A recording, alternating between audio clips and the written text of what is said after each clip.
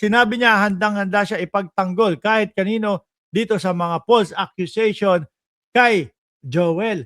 Eh, yung kasama din po sa speech o yung ano ba, preach ni Brother Eddie, habulin kayo ng mga lawyer namin.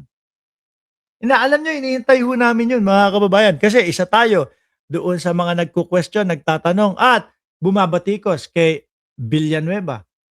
Parang wala naman ho, mga Boss Chief Amo, sir. Ngayon, eto nga, binilangan na ng araw. Eh tingin ko, ano na, kulang 2 linggo na lang ho, mga Boss Chief Amo, sir.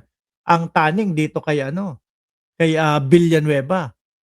Ano kaya ang gagawin ni Villanueva? Tatago kaya? Sa tingin nyo? Hindi naman, wala naman sa karakter ni Villanueva yung mukhang manlalaban.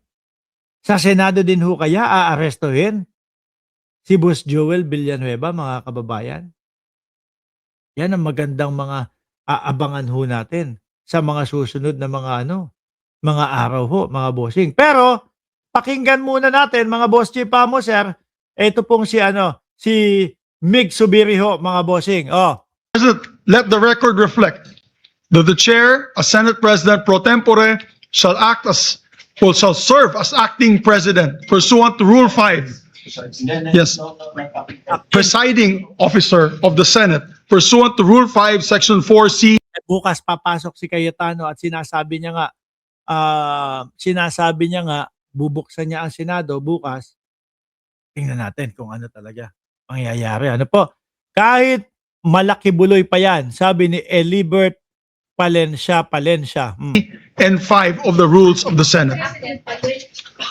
Yes. Pursuant to our rules, the wording is actually acting president, Mr. President, on our rules. Sabi ni Mac Shape, ang di daw mag-like, kamukha daw ni Cayetano. Grabe ka naman. Para pinupuwersa mo naman silang mag-like niyan. Ilan na ba like natin? Tingnan niya natin, sandali lang, mabilisan lang ho na silip. Meron tayong 1,074 viewers. Ilan ang like natin? Baka naman, para doon sa iba. Kung trip lang at gusto na mag-like, ilan? Hindi ko na makita. Asan ba yan? Ito, naka-live pa din. 419, aba. Baka naman kayang umabot niyan kahit na 600 bago tayo matapos. Just for the record, Mr. President. Is there any objection? Hearing none, the motion is approved. Mr. President, I move that the President of the Republic of the Philippines and the House of Representatives be informed of the election of Senate President pro tempore and acting Senate President Sherwin Gatchalian. I so move, Mr. President. Is there any objection? Hearing none, the motion of the majority leaders hereby approved. Mr. President, I move that the first regular session of the 20th Congress of the Philippines on the part of the Senate be adjourned sine die. Is there any objection? The chair hears none. The motion is approved. The first regular session of the 20th Congress of the Philippines on the part of the Senate is adjourned sine die. Ayan na.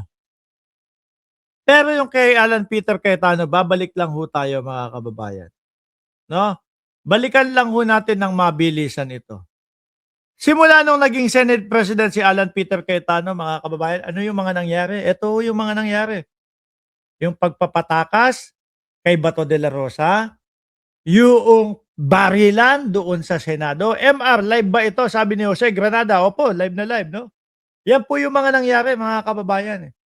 At ito, alam naman na ho nating lahat na yung pagpapalit ng Senate President from Tito Soto papunta kay Cayetano, alam natin na ang gusto lang nila niyan ay makontrol po yung impeachment ng Vice Presidente.